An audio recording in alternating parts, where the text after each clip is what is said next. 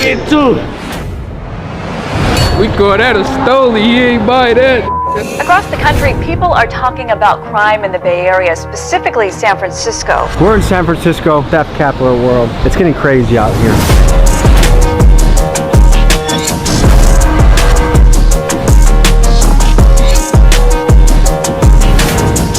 What's the biggest haul you've ever had? They call me the high-speed specialist. I'm getting away from choppers. I swear to God, you really look like a cop right now. I'm not here lying, I swear to God. Overall theft in America seems to be dramatically on the rise, and no city better exemplifies this than San Francisco. Another brazen theft at a San Francisco drugstore. It's happened again. 4 women run off after stealing from a CVS pharmacy. $2 million worth of goods suspected to be stolen out of San Francisco. Every day in Bay Area news, you can read stories about car theft, retail theft, robberies, and more. San Francisco was once one of America's golden cities, but the crime here is so wild that newspapers and locals have started referring to this place as Gotham City. Part of why this is happening are policies like Proposition 47. Essentially, what Prop 47 does is make any theft under $950 a misdemeanor where the person stealing faces little to no consequences.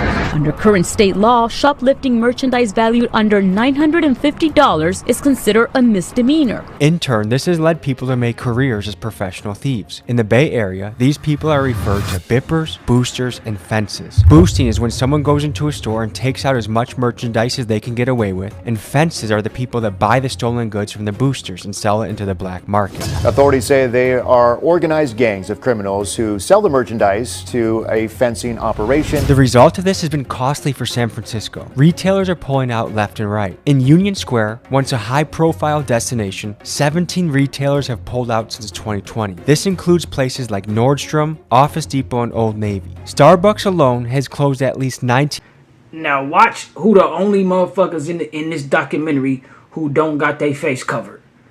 And nigga, this could be arguably telling. You know what I'm saying? Most definitely. What do you think about that? Way to survive out here, I guess. I mean, as long as you know what you're doing, keeping it straight, you know the right people, it should be good. Someone bashes out your car window, steals your phone charger, your phone, all your stuff. What should happen to that person? If I can find him, man, it's over with for him. Nothing with the police? Hell no, they never get the police involved. Why? They won't do nothing anyway.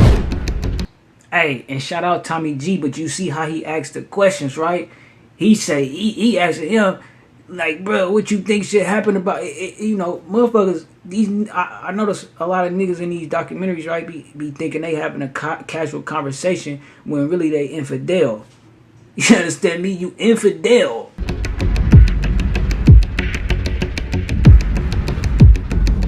How you doing? Good, bro. Nice to meet you. You too, Bob. So this place is crawling with police. I don't know how anyone's gonna get this job done. I would be deterred. By this much police, I would be deterred. This is ballsy. I was expecting it to be a lot easier, but this actually seems like it's kind of difficult. I've never done any boosting before, but I'm looking at Macy's and there's security guards and police everywhere. Is that normal? Absolutely. It seems like it's a high pressure situation. It doesn't seem as easy as I was picturing, which is just walk in, take it, and leave. Honestly, with some situations, it depends.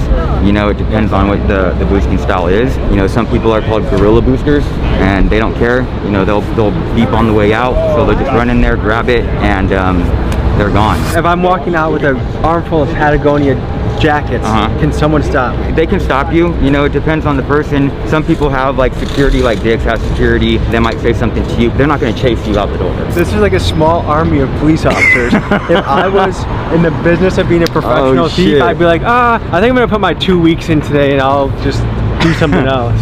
Yeah, that's high. You feel me? A lot of the boosters too are not really prone to like be hitting it in the city like that. A lot of people be jumping BART. They hit the suburbs? Yeah, they hit Emeryville, Dublin, Richmond, you know, all those different places out there, Oakland. Then they go and they do it like that, and then they hit the BART, they come back, and then they go to the market and they sell it there. Do you ever feel bad when you're boosting? Like, do you ever feel like, shit, this isn't the right thing to do? I'm not the booster, I'm the fence. I'm the one who buys it, you know, and then I flip it. There's a lot of retail stores shutting down in San Francisco right now. Obviously, the city knows it's going on, and there is some type of economy that it's working for them. The city would be scared to shut down boosting completely for all the different people people, because then they would be worried about civilians getting attacked, you know, robbed, the cars getting dipped, those things like that. That's why they have the market open like that. So basically, if people can steal from like Dick's Sporting Goods, it's a lot less dangerous than stealing from individuals. Is that the idea? Yes, they're getting that insurance for those lost products. Dick's Sporting Goods closes, when Walmart closes, like you saw this in Chicago, there was just too much theft, and now people that depend on that place for their groceries, they're out of luck. What do you think about that? That's extremely unfortunate. I think there's other things going on. I don't think that solely that is just closing down just because of the theft numbers. Because then if that was the case, their insurance is garbage. I like the mustache, man. I'm working on it too. You'll get there one day, bro. You know, morally, is it wrong? Yeah, we know it's wrong. There's a lot of stuff that is going on in the world that's morally wrong. If you look at the world today and you think, is the world morally right or morally wrong? Chances are. Next, we talked to a kid named Tip. He's a San Francisco local, and he takes us around the black market to show us the ins and outs of it. Here's what we found. They are organized gangs of criminals who sell the merchandise to a fencing operation. So we're about 3-4 blocks away from 16th and Mission, which is one of the primary black market areas in San Francisco. We're gonna hit the streets and show you what we see. Good to meet you. How you doing? Nice to meet you, man. All good. I'm just gonna show you all a little insides of how shit is out here. It's really hot right now, though. It usually be on like 16th Mission. They all then migrated up here. As you can see, the police just took everybody off. So was there just a sweep just before we came here? Just right now. Let's go check it out. This is where it all be before the cops just came and migrated everyone up out of here. You see how they all look. A lot of the fellas that speak Spanish are the guys that run the shit around here? Yeah. Bro, they're they barely don't even speak English. Everybody who come out here who done stole something and got something, they come like right here. This auntie, she's setting up. Twitter stage, whatever you need. So if I want to get a Patagonia jacket, Nikes, this is the spot to come. This is the spot. See, everything was just all laid out and set up on the floor until the cops just came like 5 minutes away. Then you said you'll get it by tomorrow? Whatever you need, straight up. So how easy is it to find stuff around here? Like if I'm looking to go Christmas shopping for the whole family, is this the spot to look? All you gotta do is come in the day before, tell us what you need, get an order for you, bring it to you. Sometimes you get lucky and you'll come here and there'll be like things that you would normally put in stockings or give like a small gift. Maybe even sometimes there'll be a big gift. Tell me the difference between retail price and what I can get out here. They pay 30%. Okay. So you see how he asking the questions, right?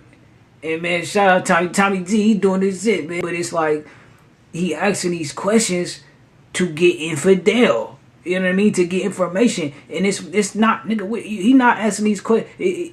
Like a lot of these people, I don't know if they think they having a casual conversation with another motherfucker who really just like, you know what I mean? But it's really like some infidel type shit, man. Okay, so let's say a purse was like $300 at a store. At most $70 for it. Wow. It's a competitive market because they buy it, put it in their storage unit, and then go to a flea market and sell it for more. You know? So it's easier for us to put it online, but a lot of people use drugs and it's easier to do it that way. There's a few steps in the chain, right? There's the booster, the fencer. Is there another part of the chain too, or is that pretty much it? That's it, really. Would you say it's a risky business, or is it in San Francisco? Is it easy? It's definitely risky because you're definitely building a bad background. You know what I'm saying? Boosting and stuff like that. I'm trying to get a cheap bag. It's nice for me, but like the guy that works at Dick's Sporting Goods 40 hours a week and feeds his family off that, things are disappearing, right? Like the retail scene is disappearing around here. We're getting laid off because the more stuff disappearing, less employees you need. A lot of people around here don't understand. Like there's gangs around here that tax all these people selling out here too. If you don't pay them that money for that tax that they're asking for,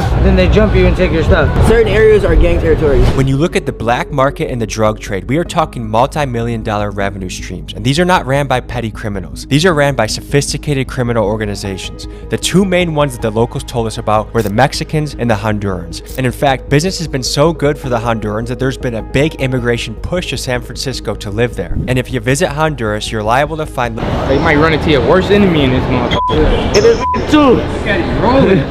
Look at him.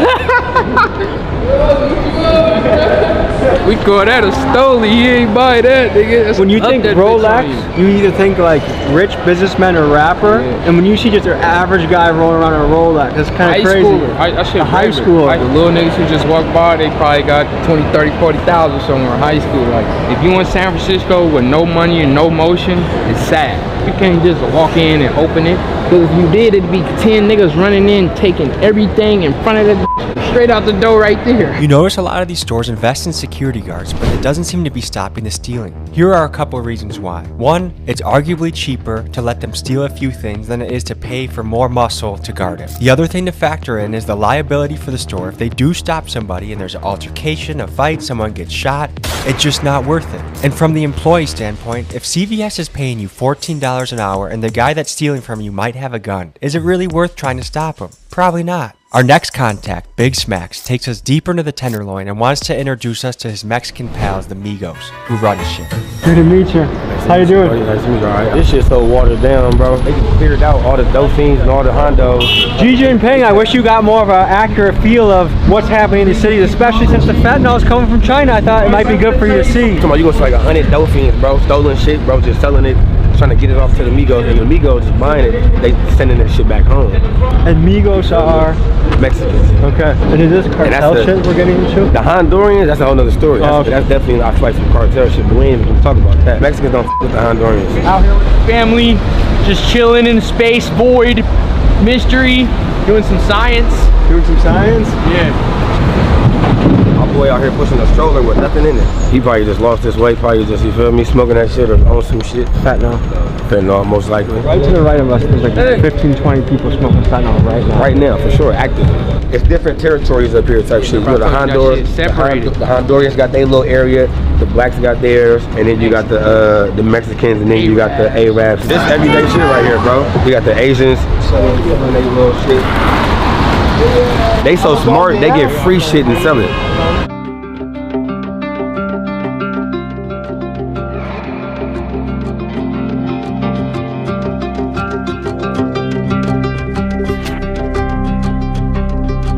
And that foil is supplied by the nonprofits. Exactly. That's crazy to me. Crazy, that's what I'm saying. Do you think that's a bad move for taxpayer money to be? Hell yeah. That's why I would never get a job, ever. I look at this young lady. She probably around our age. That's someone shitting over there? Just got done shitting. We're about to meet some other fellas who really run the market, the Mexicans.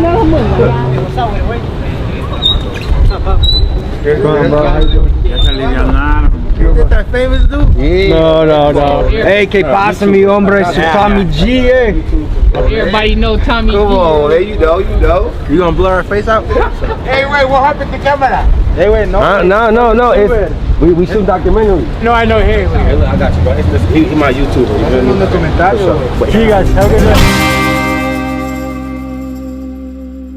They've been knowing me since. Now you see the Mexicans got their face covered. The Migos got their face covered. Only niggas who don't got their face covered is the niggas. And right, in the cold part about it, right, is this could arguably be this infidel. And right, it's like, okay, common sense. It's known. Everybody know what's going on, right?